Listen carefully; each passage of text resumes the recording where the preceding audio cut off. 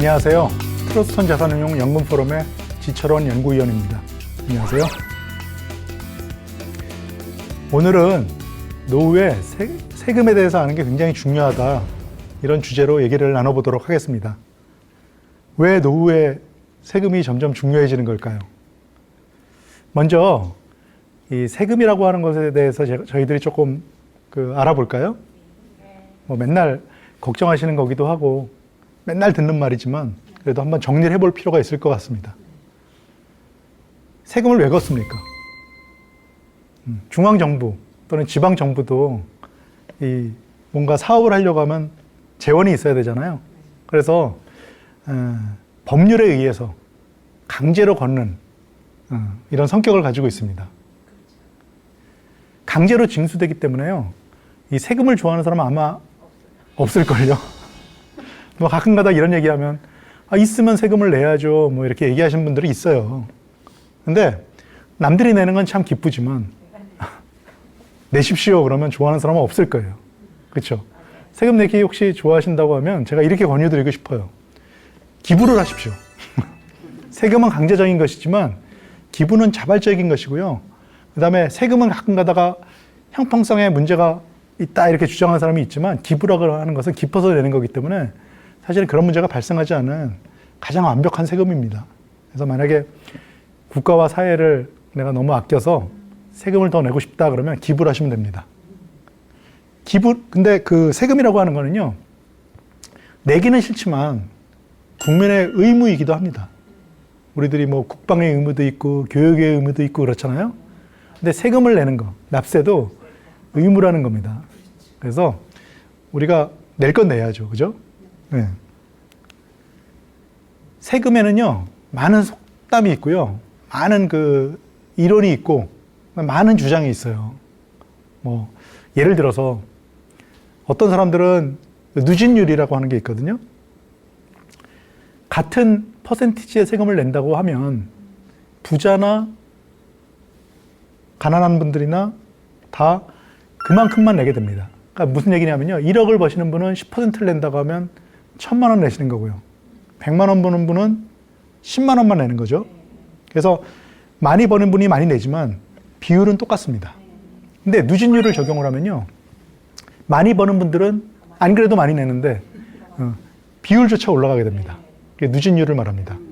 누진율에 가장 가까운 예로 세금은 아니지만 전기 요금이 있죠.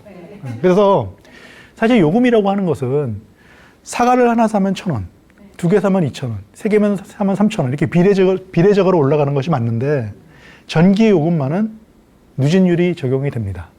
그래서 100와트만 쓰면은 10,000원만 내면 되는데 200와트 쓰면 그럼 20,000원만 내면 되느냐? 아니에요. 3만 원이 되고, 3와트를 쓰면은 3킬로와트를 쓰면은 3만 원이 아니고 뭐 5만 원, 6만 원이 되고, 그걸 누진율이라고 합니다. 그래서 세금도 아닌데 우리가 전기 요금이라고 부르지 않고 전기세라고 부르잖아요. 그게 세금입니다. 자, 그래서 어떤 사람들은 누진율이 옳다, 어떤 사람들은 그냥 비례 세금이 옳다, 이렇게 또 이론이 갈려요. 세금을 벤자민 프랭클린이라고 하는 미국의 국부예요. 대통령까지 하신 분은 아니지만 미국의 건국의 아버지 중에 한 명으로 불리는 과학자면서도 정치가면서도 아주 다재다능하신, 미국 달러에 보면요, 이분의 얼굴이 들어가 있어요. 100달러짜리에. 네. 벤자민 프랭클린이라는 분이 인생에서 피할 수 없는 두 가지가 있다. 하나는 죽음이고, 누구나 다 죽잖아요. 하나는 세금이다. 피할 수 없다. 이렇게 얘기했어요. 영국의 어떤 재상이 얘기했다고 하는데요, 유명한 얘기죠. 요람에서 무덤까지. 얼마나 좋아요. 태어나서 걱정할 거 없이. 이 요람에서 무덤까지가, 그런데 북구 국가들 있잖아요. 노르웨이, 핀란드, 스웨덴, 뭐 이런 나라들, 덴마크, 이런 나라들, 그런 나라들의 정책으로, 세금 정책 내지는 사회 정책으로 많이 인용이 되곤 합니다. 근데 실제로는 이제 영국의 재상이 말씀하셨더라고요. 참 저게 좋은 건가요? 장단점이 있죠. 그렇죠? 우리가 공산주의 국가들 보면요, 비슷해요. 요람에서 무덤까지. 근데 아무도 부러워하시는 분 아마 안 계실 거예요. 그런 약점이 있어요. 지금 말씀하신 게 정답인데, 자, 스웨덴하고 우리나라하고 한번 세금을 비교해 볼까요? 최저세율. 우리가 이제 보통 이제 종합소득세 이렇게 얘기해서 월급 받으면 이렇게 내는 게 있잖아요. 네. 근데 최저세율을 보면요, 우리나라는 6%예요. 네. 없는 분들한테는 좀 세금을 좀 적게 걷자. 좀 일어날 수 있는 힘을 주자. 그래서 굉장히 좀 너그러워요. 근데 스웨덴은 요람에서 무덤까지 해서 아주 굉장히 포근한 국가일 것 같은데 최저세율이 얼마예요? 32%. 어마어마하게 높죠. 네. 근데 부가가치세도 한번 보세요. 부가가치세, 우리가 뭐 사면 부가가치세 내잖아요. 네. 그 장사하시는 분들은 저 부가가치세 어떻게 줄일까, 어떻게 신고할까, 이게 이제 사업의 핵심인 분들도 계시더라고요. 우리나라 10%. 근데 스웨덴은 무려 25%. 그러니까 요람에서 무덤까지가 아까 말씀하신 것처럼 무조건 좋은 건 아니다. 상황에 따라 다르다. 어떤 쪽이 더 좋은 것 같으세요? 설명 듣고 나니까? 다 상황에 따라 조금씩 다르실 거예요. 근데 스웨덴은요, 또 하나 제가 몇 가지 참고적으로 말씀드리면, 상속세, 재산세, 이런 것들이 없어요.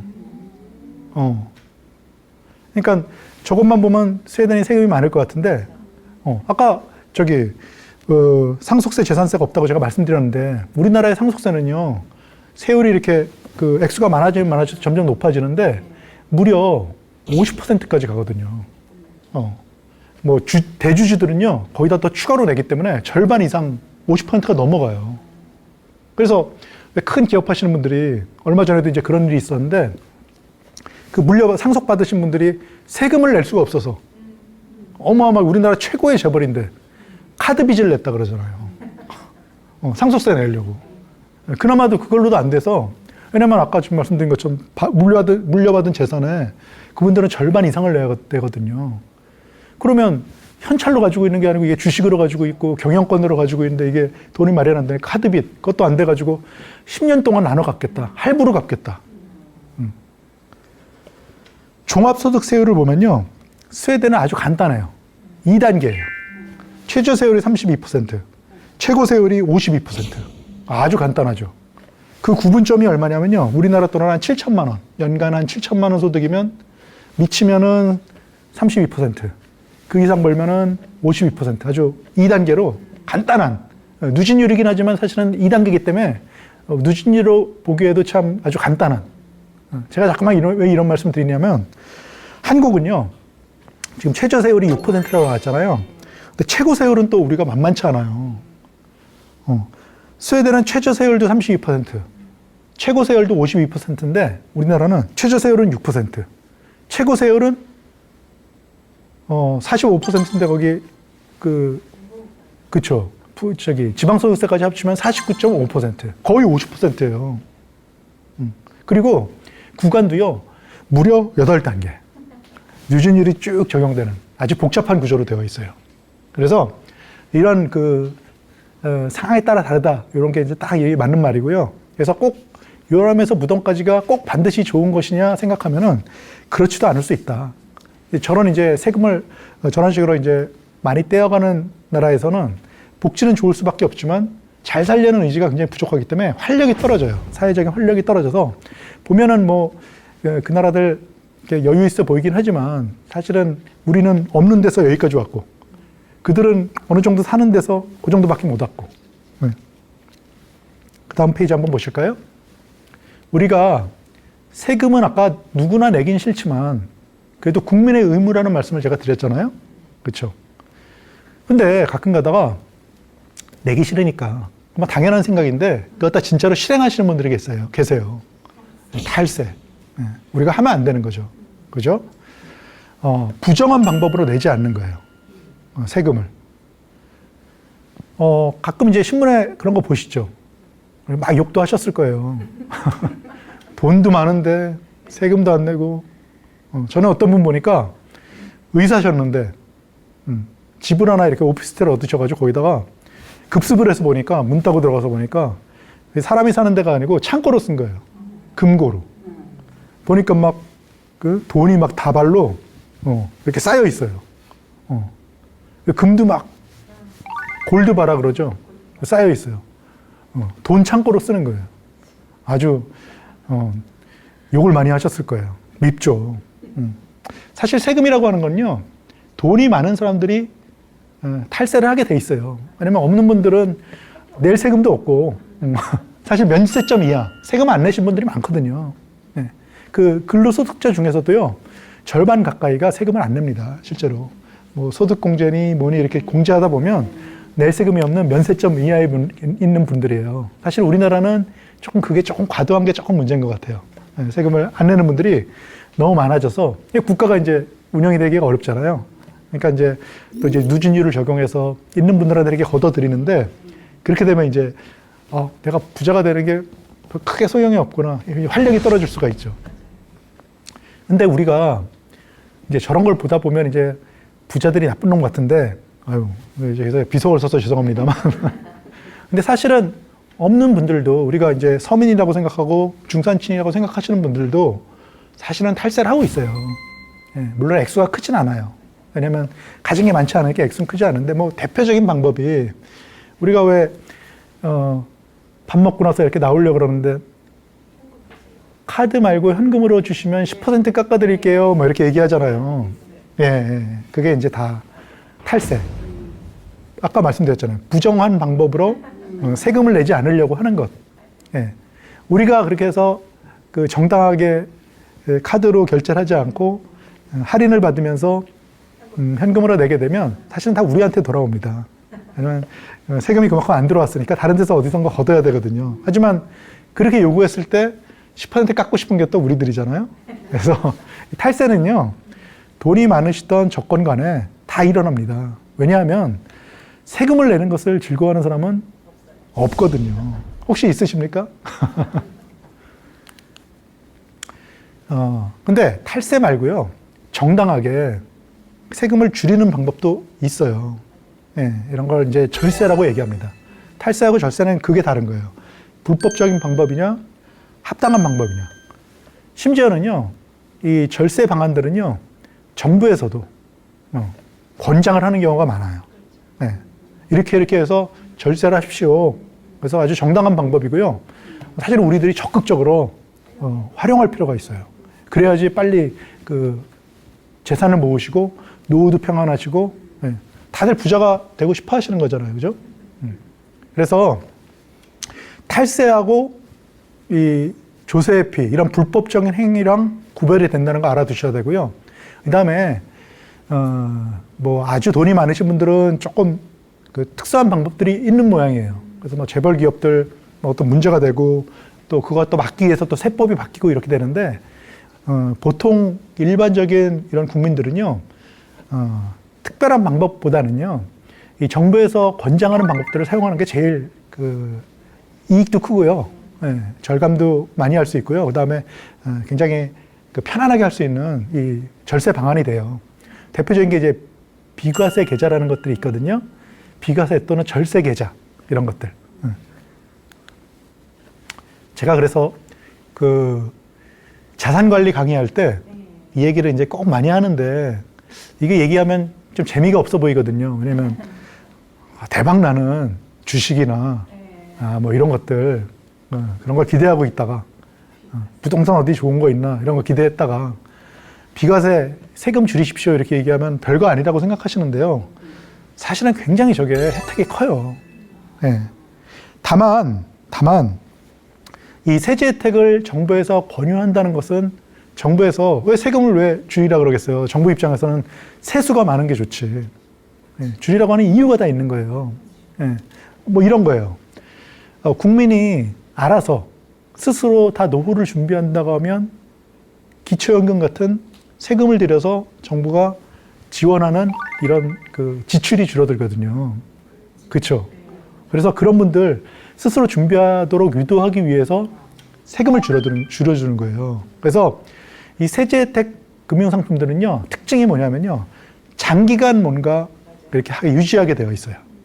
네. 그래서 그것만 극복하신다고 하면 사실은 10년짜리 뭐 이렇게 붓는 게 힘드시잖아요. 그렇죠. 예. 그걸 극복하기가 사람이 힘들어요. 사람의 본능이거든요. 빨리 돈을 쓰고 싶고, 오래 두면은 뭔가 힘들고, 나중에 아무리 커진다 그래도 싫고.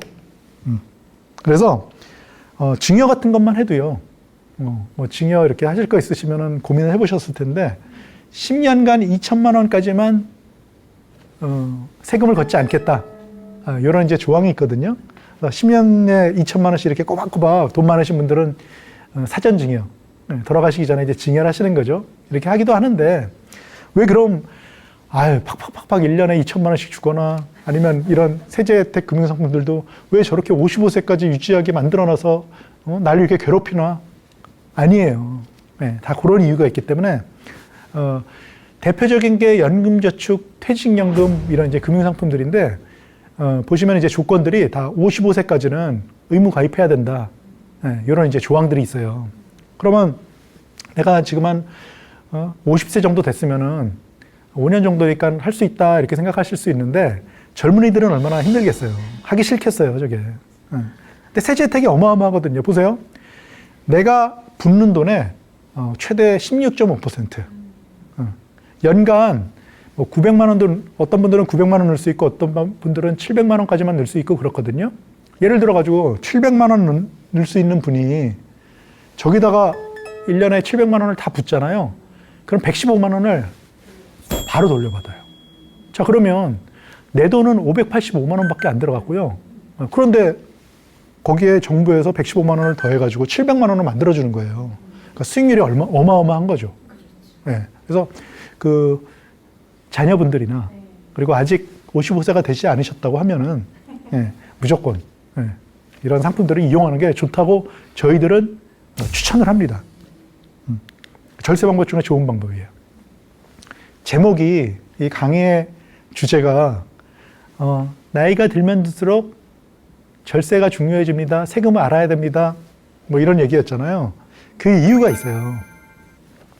비중이 큰 자본 있잖아요. 내가 가진 재산 중에서 제일 큰 거를 애지중지하시고 거기서 수익이 나야 되는 거예요.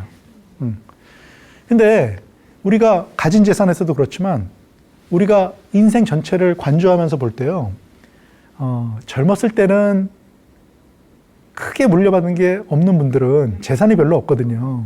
요즘 뭐 금수저, 흑수저 뭐 이래가지고 뭐 이제 그런 거 비유합니다만 젊을 때는 특수한 분들도 계시지만 대부분은 재산은 별로 없고 그 대신 나의 가능성은 굉장히 크거든요. 그렇죠. 내가 뭐 나중에 재벌이 될 수도 있고 그렇죠. 요즘 그런 분들 나오잖아요. 벤처 회사에서 뭐 몇 조를 벌고 이렇게 재벌이 되신 분들 많이 나왔잖아요. 예전에 뭐 카카오나 네이버 같은 회사들이 있었나요? 그죠? 삼성, 현대 있다가 재벌이 됐잖아요. 젊은 나이에. 그래서 젊을 때는 인적 자본, 자기의 그 개인기, 자기가 앞으로 잘 될 그런 희망, 이런 것들이 가장 큰 재산이라는 거예요.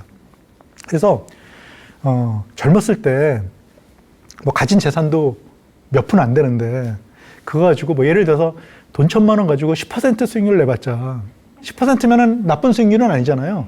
그래봤자 100만 원밖에 안 되는 거예요. 1년에 100만 원 가지고 인생이 바뀔 것 같아요? 네, 안 바뀝니다.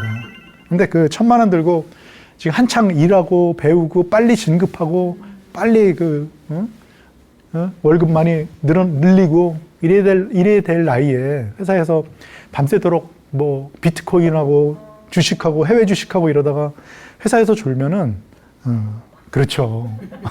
진급을 못 하죠.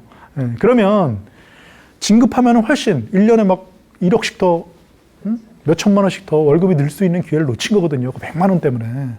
그래서 젊은 시절에는 인적 자본이 중요한 거예요. 저기에 투자를 해야 되는 거예요. 근데 나이가 점점 들면요. 물적 자본이 중요해져요.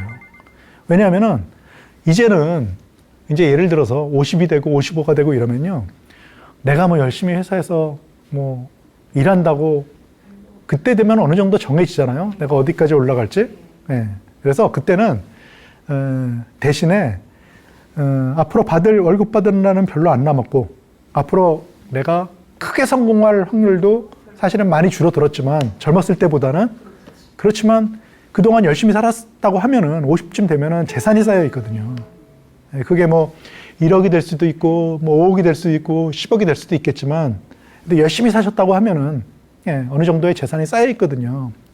그때는 그 재산을 가지고 좀 굴려서 수익을 내면, 예를 들어서 1억 가지고 1년에 10% 수익을 내면 1,000만 원이잖아요. 10억이라고 하면 1년에 10% 수익 내면은 1억이잖아요. 그러면은 조금 그거 가지고 그것만 좀 잘해도 먹고 살 수 있는 그런 기반이 생긴 거죠. 그래서 그때는 물적 자본이 중요해진다. 이게 나이대에 따라서 중요한 자본이 달라진다. 저희는 그렇게 얘기를 합니다. 사실 우리가 젊었을 때는 월급이 작은 것 같아도요, 앞으로 받을 평생 월급을 생각하면 훨씬 많이 남은 거고요. 나이가 들어서 누구나 다 나이가 들면 보수가 좀 올라가는 경향이 있잖아요.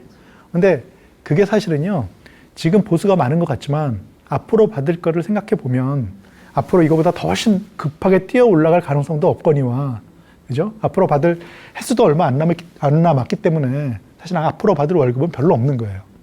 그래서 그런 관점에서 봐도 젊었을 때는 앞으로 받을 월급이 많으니까 인적 자본이 중요하고, 나이가 들면 이제는 물적 자본이 점점 중요해지고, 그러니까 물적 자본이 중요해지면요, 세금에 대해서 점점 더 생각을 하게 돼 있어요. 왜냐하면 세금은요, 물적 자본에서 나오는 수익을 깎아먹는 비용이거든요. 물론 아까 말씀드린 대로 숭고한 국민의 의무이기도 하지만 비용인 것은 틀림없어요. 누구나 내기 싫어하고. 그래서 물적 자본이 나이가 들면 중요해진다. 그 다음에 회사에서 월급 받을 때는요, 세금에 대해서 별로 관심이 없어도 돼요. 왜냐면 월급쟁이들은 유리지갑이라고 그러잖아요. 내가 뭐 세금을 내는 게 아니고요, 그냥 걷어가요, 알아서. 원천징수. 그죠? 원천징수. 그래서 그냥 몰라도 돼요. 그 세금 걷어가는 그 조세 당국에서 아주 계산이 정확해서요. 저도 지금까지 뭐 몇십 년 동안 일하면서 한 번도 실수한 거 별로 못 봤어요. 아주 정확해요. 저 1원까지 정확하게 걷어가니까 그냥 믿고 내시면 돼요. 근데 나이가 들면요, 이제 은퇴하시고 내가 신고해서 내야 돼요. 그래서 또 어떤 식으로 내가 돈을 소득을 창출하느냐에 따라서 세금도 달라지고요. 적게 낼 수도 있고 많이 낼 수도 있어요. 그러다 보니까 이제 세금이 점점 중요해지고 그러는 거죠. 한번 이것도 한번 보세요. 내가 이제 은퇴를 했는데, 그럼 아까 얘기한 대로 자본소득, 내가 가진 재산에서 나오는 소득으로 먹고 살아야 되거든요. 그게 어떤 그 연금이 될 수도 있고요. 평생 쌓이는 연금 자산에서 나오는 거가 될 수도 있고, 그다음에 아까 얘기했던 뭐 집을 맡기고 받는 주택연금이 될 수도 있고, 뭐 여러 가지 형태일 거예요. 아니면 뭐 돈을, 내 목돈을 가지고 굴리는 돈이 될 수도 있고, 그 굴리는 돈에서 나오는 현금 흐름이 될 수도 있고.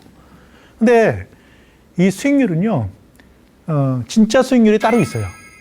뭐 예를 들어가지고 제가 아까 뭐 1억 가지고 10%면은 1,000만 원의 수익이 난다, 이렇게 말씀드렸는데, 사실 1년에 10% 수익이면 굉장히 괜찮은 거죠. 굉장히 큰 거죠.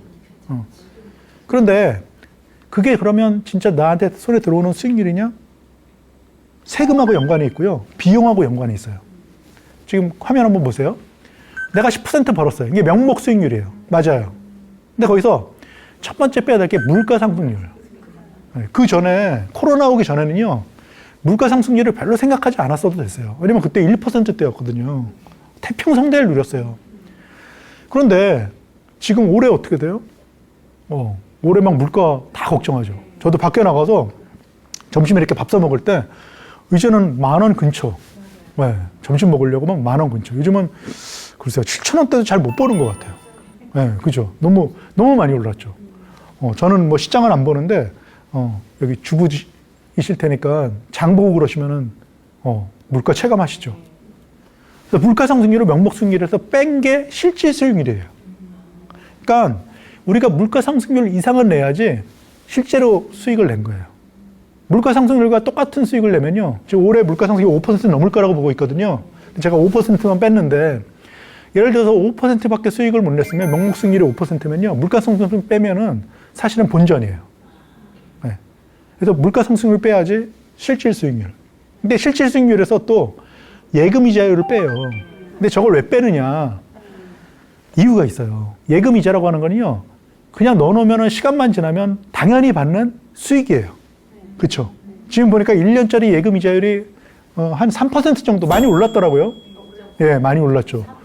4%도 있죠. 아마 그 4%는 저축은행 이런 데 말씀하실 거예요. 근데 시중은행은 1년에 한 3% 정도 잡으면 될 것 같아요. 그러면 가만히 있어도 3%가 나오는데, 그쵸? 그걸 빼야지. 진짜로. 그렇죠. 그렇죠. 그래서 예금이자를 뺀 거를 갖다가 그게 2%가 남는데 5에서 3 빼니까 2% 남잖아요. 거기서 또 빼야 될 게 비용들. 세금 빼야죠. 이자에 대해서 세금이 그 수익이 나면요. 15.4%를 떼요. 그러니까 10% 수익이 났으니까 그거에 15.4%니까 세금이 1.54%. 그게 또 빠져요. 그래서 저것만 빠졌으면 좋겠는데 또 빠져요. 빠지는 게 많죠. 네, 준조세. 대표적인 게 건강보험. 국민건강보험. 그죠? 이게 아까 제가 회사 다닐 때는 세금에 대해서 잘 모른다 그랬잖아요. 네, 건보료도 마찬가지예요. 회사 다닐 때는 그냥 원천징수하고요. 간단해요. 월급의 7%만 내면 되거든요. 아주 간단해요. 월급이 100만 원이면 7%. 7만 원. 회사에서 반 내주니까 3만 5천 원. 내가 3만 5천 원. 그런데 이 지역가입자가 되면 복잡해지는 거 알고 계시죠? 네, 준조세. 왜 준조세예요? 많이 내는 분도 있고 적게 내는 분도 있거든요. 3만 원 내는 분도 있고요. 800만 원 내는 분도 있는데 병원에 가면 혜택은 똑같아요. 준조세. 그래서 진짜 수익률 보세요. 이런 거 다 빼고 나니까 명목 수익률은 10%였는데 마이너스예요. 마이너스 1.54%. 약간의 과장된 측면이 있을지 모르겠지만 올해 물가 상승이 워낙 높고요. 지금 5%가 아니라 5.5% 이렇게 보는 것 같습니다. 네. 그리고 이자 수익률도 올랐잖아요. 이자 수익률이 오르면은 3%나 빼줘야 되니까 그것도 크고. 그렇죠. 그래서 이제는 10% 수익 나도요. 뭐 별로 남는 것도 없어요. 이게 세금의 무서운 점, 비용의 무서운 점이에요. 네. 근데 나이가 들면 아까 뭐라 그랬어요? 결국은 이런 식으로 투자 수익률을 내거나 월급이 없으니까 그래가지고 그 자체적으로 뭔가 소득을 만들어내야 되거든요. 네. 그래서 이런 걸 제가 보여드린 거예요. 이것뿐이냐? 또 상속세를 또 걱정을 안 할 수가 없어요. 네. 그렇죠. 물론 이 상속세를 내는 분들이 아주 많진 않아요. 두 분이 다 아빠하고 엄마가 다 쓰고 나서 남는 게 5억 이상이어야지 세금을 냅니다. 근데 그게 워낙 오래 사는 시대이기 때문에 사실 5억 이상 남기시는 분들이 제가 볼 땐 그렇게 많진 않을 것 같아요. 근데 뭐 부모 입장에서는 또 생각이 좀 다를 수가 있죠. 근데 보시면요. OECD 국가들이면 좀 사는 나라들이잖아요. 그죠? 근데 보시면은 우리나라가 상당히 상속세율이 세죠. 50%, 절반. 물론 그러니까 최고세율인데요. 10%부터 시작해서 이렇게 올라갑니다. 1억 이상이면 10%, 1억, 5억 제하고, 1억까지는 10%, 뭐, 5억까지는 20% 이런 식으로 해서 누진율인데, 아무튼 최고세율은 50%. 일본 외에는 우리가 2등이잖아요. 그렇죠? 다른 나라들, 유럽 나라들 세금 많이 떼는 것 같지만, 저기 뭐 핀란드도 있고, 덴마크, 이런, 우리가 세금 많이 걷는 북유럽 국가들, 네, 있지만, 낮아요. 스웨덴 있잖아요. 스웨덴이 뭐, 요람에서 무덤까지 이런 나라인데, 스웨덴 상속세율 없어요. 제로예요. 상속세가 없어요. 살아있을 때 근로 종합소득세율은 높지만, 예, 나중에 또 저런 측면이 있어요. 근데 우리나라는, 최고세율이 꽤 높아요. 예, 그러면, 종합소득세율도 사실 생각해보면 누진율이 8단계나 되고, 낮지 않고, 그다음 부동산에 대해서 또 이제 보유세라 그러죠. 세금도 있고, 또 상속세율도 저렇게 있기 때문에 가끔가다 생각하면은 이게 열심히 일할 때 현역 때 세금 다 내고, 그다음에 또 집 팔고 뭐 이럴 때 세금 내고, 또 집 가지고 있다고 또 세금 내고, 또 그다음에 나중에 상속할 때 내고 이러면 결국 빈손으로 왔다가 빈손으로 가는 거 아닌가 이런 생각도 듭니다. 이거 한번 보시고요. 한번 나중에 점점점 세금이 중요해지는 이유, 잘 알아야 되는 이유를 설명하다 보니까 상속세율까지 제가 지금 설명드리게 되었습니다. 연금도 세금이 있어요. 예, 연금도 세금이 있어요. 알고 계셨어요? 국민연금이나 공무원연금 같은 여기 국민연금 가입자인지 공무원연금 가입자인지가 잘 모르겠는데요. 공적연금들은요, 종합소득세를 냅니다. 네. 네. 세목이 있거든요. 종합소득세. 네. 그 다음에 여기 제가 연금소득세라고 하는 거는 그 사적연금에 해당이 되는 세금이에요. 그래서 그 세금이요, 연금도 세금을 내는데 연금의 종류마다 또 세금 종류가 달라요. 네. 사적연금 그 세율을 한번 보실래요? 연금소득세라고 하는데요. 사적연금 중에서 그 낼 때 세액공제를 받았던 연금 저축이나 IRP와 같은 그런 그 적격연금들이 있거든요. 그 세제 적격연금이라고 합니다. 이런 연금들은요, 나중에 받을 때 세액공제를 받았으니 혜택을 받았으니까 세금을 내라 이거예요. 네, 그래서 확정형 기간을 정해놓고 받느냐, 아니면은 나 죽을 때까지 계속 주십시오 이렇게 종신형으로 받느냐에 따라 세율이 조금 달라요. 종신형이 조금 싸죠. 그리고 종신형도 나이가 들수록 세율이 조금씩 낮아지죠. 4%에서 3%. 확정형도 마찬가지예요. 70세 미만이냐, 80세 미만이냐, 80세를 넘으셨느냐에 따라서 세율이 조금씩 달라져요. 점점 낮춰지죠. 네. 퇴직급여, 퇴직연금이라고 하거든요. 요걸 나중에 받을 때도 예전에는 퇴직금으로 받았고 한꺼번에 퇴직소득세를 냈었어요. 근데 요즘은요, 저걸 퇴직연금으로 받고요. 연금 형식으로 받으면 퇴직소득세보다 그렇죠. 30에서 40% 깎아서 한 60, 70% 수준만 내면 돼요. 네. 그래서 저런 그 연금에조차 세금이 있다는 것. 네. 특히 한숨을 푹 쉬시는데 세금이 이게 죽음과 세금은 피할 수 없다. 끝까지 따라다녀요. 네. 특히 그 종합소득세율을 적용받는 공적연금은요, 특히 유의하셔야 돼요. 그냥 종합소득세라고 하는 거는요, 다른 세목들, 그 종합소득 세목들하고 다 합쳐져가지고 누진율이 적용되기 때문이에요. 네. 그냥 연금만 받을 때 내는 세금은 별것 없는데요. 그렇게 크진 않은데요. 사실 국민연금 얼마나 돼요. 그래서 그거 자체만 있으면 괜찮은데 다른 세목들이 이렇게 합산이 되면 덩어리가 커지면 1 플러스 1이 2가 아니고 3이 되고 4가 되기 때문에 그것도 또 세금을 좀 잘 아셔야 된다. 네. 우리나라 종합소득세율이 이렇게 생겼어요. 굉장히 복잡하죠. 예전에는 한 4단계, 5단계였을 때도 있었던 것 같은데 점점 늘어나서 제가 예전에 이거 딸따로 외웠거든요. 근데 요즘은 8단계나 돼서 헷갈려서 저도 그냥 항상 표를 들고 다녀요. 못 외우겠어요. 세율도요, 6에서 15, 9% 올랐죠. 제일 밑에 최저세율이 6%, 그 다음에 15%, 24%, 9%씩 오르잖아요. 근데 갑자기 35% 오를 때는 또 11% 올라요. 복잡해졌어요. 예전엔 계속 9% 이렇게 간격으로 이렇게 돼 있어 외우기가 좋았는데 좀 복잡해졌어요. 네.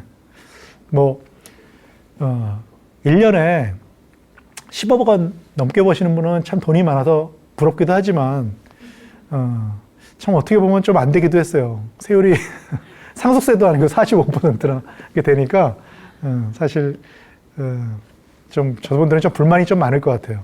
그래서 세율이 저렇게 생겼다는 것. 또 저기서 끝나지 않고요. 저기에 지방소득세라는 게 10% 붙어요. 그래서 45%, 최고세율 45%에 4.5, 합쳐가지고 49.5. 그럼 거의 50%잖아요.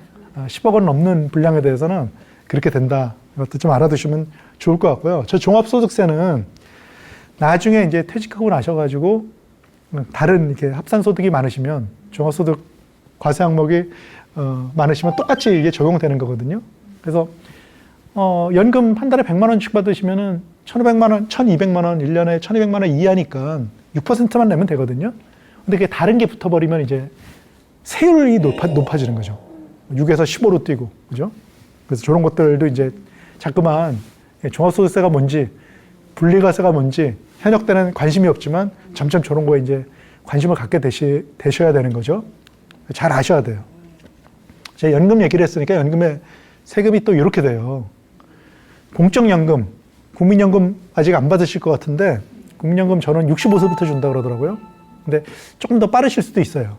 이제 원래 60세인데 점점 뒤로 가가지고 전 65세에 받게 되는 건데, 국민연금과 공무원연금 같은 건 다 공적연금으로 분류합니다. 군인연금도 포함이 되고 사학연금도 포함이 돼요. 이런 것들은 종합과세 대상이에요. 종합과세는 제가 아까 여러 번 설명드렸죠. 다른 거랑 붙으면 별로 안 좋은 거. 사적연금 중에서 물론 모든 사적연금에 해당이 되는 건 아니고요. 그 세제 혜택을 받았던 사적연금들이 있어요. 세액공제나 소득공제 받았던 이런 사적연금에 대해서는 나중에 받을 때 분리과세가 될 수도 있고 종합과세가 될 수가 있어요. 그 구분 기준은요. 1년에 1,200만 원을 넘게 받느냐 그 이하로 받느냐 요거에 따라 분리합니다. 그래서 한 달에 100만 원꼴 1년에 1,200만 원꼴 이하로 받으시면 분리과세 선택적 분리과세는 뭐냐면요. 분리과세로 받을 수도 있고 종합과세로 받을 수도 있어요. 근데 다른 소득이 많으시면은 그 분리과세 받으신 게 낫고요. 아니면은 종합과세가 유리할 수도 있어요. 그거는 그 납세자 내시는 분이 선택할 수가 있어요. 그런데 만약 단기간에 받으려고 욕심 부리시다가 1년에 저 사적연금을 1,200만 원 넘게 받으시잖아요. 그러면 1,200만 원 넘는 분량, 예를 들어 1,300만 원 1년에 받으셨다고 하면 100만 원은 종합과세 대상이고 1,200만 원 분리과세 대상 이런 게 아니고요. 1,300만 원 전액이 다 종합과세 대상이 됩니다. 그렇다고 하면 보세요. 공적연금, 국민연금 이제 다 받으시잖아요. 많든 적든 간에. 그게 종합과세 대상인데 거기에 저것까지 합쳐진다고 하면 종합과세가 누진율이라고 아까 제가 여러 번 말씀드렸잖아요. 그러면 저게 이제 좀 부담이 좀 될 수가 있죠. 그래서 근데 아까 제가 그 절세 방법에 대해서 이렇게 말씀드렸는데 합법적인 절세 방법이 가능합니다. 너무 짧게 받으시지 말고요. 연금을 좀 늘려 받으시면 돼요. 3년 만에 다 받으시려고 욕심부리지 마시고 10년 이렇게 나눠서 받겠다 이러면 웬만하면 1년에 1,200만 원 넘게 받으시기는 좀 어려우실 거예요. 그럼 합법적인 이제 절세 방법이 되는 거죠. 그래서 이런 것도 이제 유념해 두시고요. 다만 지난달에 정부에서 세제 개편안이 나왔고요. 그 내용에 의하면은 사적연금 1,200만 원 넘느냐, 그 넘지 않느냐에 따라서 적용되는 세제가 다르다고 말씀드렸는데 요거에 대해서 없애겠다 이런 안이 나왔습니다. 그래서 그거는 좀 지켜보시면 좋을 것 같고요. 만약에 이렇게 확정이 된다고 하면은 이 문제에 대해서는 크게 신경 쓰지 않아도 됩니다. 다만 제가 말씀드리고 싶은 거는요. 세금에 대해서 알아야지 모르고 종합과세 다 물으셔가지고 많은 세금을 낼 필요는 없다. 이걸 말씀드린 겁니다. 이것도 참 한 가지 문제인데요. 아까 제가 준조세 얘기 말씀드렸잖아요. 대표적인 게 이제 건강보험료죠. 뭐 국민연금도 준조세라고 이렇게 말씀하시는 분들이 계신데 사실 국민연금은요 많이 내면 많이 받잖아요. 근데 건강보험은 조금 다르거든요. 건강보험이요 2018년 7월 이전에는 사실은 그 퇴직하신 분들, 현역에서 떠난 분들은 별로 이렇게 걱정할 필요가 없었어요. 자식 중에서 이렇게 직장 다니는 자식이 생기잖아요. 그럼 그 밑에 붙을 수 있었어요. 그분들 이제 피부양자라고 하는데 그전엔 거의 다 피부양자였어요. 왜냐하면 그때는 세목별로 지금 제가 근로소득, 연금소득, 금융소득 이렇게 써놨는데 세목별로 4천만 원을 넘는 게 없으면은 피부양자가 될 수 있었어요. 그러니까 예를 들면은 거의 뭐 1년에 1억 2천, 뭐 예를 들어서 근로소득 3,999, 연금소득 3,999, 금융소득 3,999 이렇게 있어도 4천을 넘진 않잖아요. 그럼 1년에 1억 2천 소득이 있어도 피부양자가 될 수 있었어요. 근데 이게 너무하다. 이게 많이 버시는 분도 건보를 안 내느냐, 뭐 이런 또 여론이 있어가지고 어떻게 고쳤냐면 2018년 7월 이후부터 종합소득을 기준으로 해서 3,400을 넘으면 이게 다 여기 나온 이제 이런 소득들이 다 종합소득에 들어가는 것들이거든요.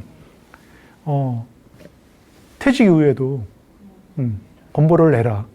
건보를 언제까지? 건보료는요 죽을 때까지 내요. 평생 내는 거예요. 근데 이게 또 올 9월 지금부터 또 바뀝니다. 어떻게 바뀌냐면요 종합소득이 3,400이 아니고 2,000으로 떨어져요. 그러면 한결 더 내시는 분들이 늘어나겠죠. 제가 보니까 20만 명 정도 더 추가로 피부양자에서 탈락을 하시더라고요. 그러니까 어떻게 보면 이게 또 액수도 커요. 세금보다 더 무서워요. 그래서 자꾸만 제가 비용 중에서 이걸 빼놓지 않고 말씀드리는 건데요. 제가 한번 몇 가지, 이게 계산이 복잡해서요. 왜냐하면, 회사에 다닐 때는 이게 그냥 7%이기 때문에 아주 간단한데, 지역가입자가 되잖아요. 회사를 나왔으니까. 그럼 이게 복잡해져요. 소득에도 매기고요. 그 다음에 살고 있는 집에도 매기고, 이렇게 복잡해집니다. 그래서 제가 한번 몇 개를 사례를 한번 따와봤는데요. 국민연금을 예를 들어서 1년에 1,000만 원 받으시고, 한 달에 한 80만 원 꼴이죠. 사는 집이 9억 원이다. 그러면 건강보험료 안 내셔도 돼요. 네. 근데 공무원연금 예를 들어서 국민연금은 3,400씩 받으시는 분이 없기 때문에 제가 공무원연금을 가져왔는데 1년에 3,400 받으시고 그다음에 사는 집이 3억 원이다. 그러면 26만 원 정도 냅니다. 네. 첫 번째 예에서도요. 국민연금이 1,000만 원을 넘어가면 피부양자 되시고요. 네. 그다음에 집값이 9억이나 되잖아요. 그러면 건보료가 굉장히 있어요. 그러니까 어떻게 해서든지 1,000만 원 초과하지 않게 받으셔야 되는데 그것도 쉽진 않아요. 국민건강보험, 국민연금이라고 하는 게 점점 늘어나거든요. 우리가 또 보유세, 재산에서 나오는 세금이 점점 늘고 있거든요. 집 가지고 있으면 부자가 된 듯 하지만 사실은 재산세 내죠. 종부세 내죠. 거기다가 집값은 그대로인데 공시가격은 점점 현실화되면 어떻게 돼요? 게다가 노후를 준비한다고 집 두 채 가진 분은 어떻게 되겠어요? 중과되잖아요. 그래서 가진 거에 대한 세금은 점점 늘어날 것이고, 그렇죠. 요즘 사회적 분위기를 보면 그렇죠. 상속 싸움도 일어나고, 뭐 그런 생각을 좀 하셨으면 좋겠습니다. 오늘 재미있게 들으셨는지 모르겠습니다. 긴 시간 수고하셨고요. 마치도록 하겠습니다.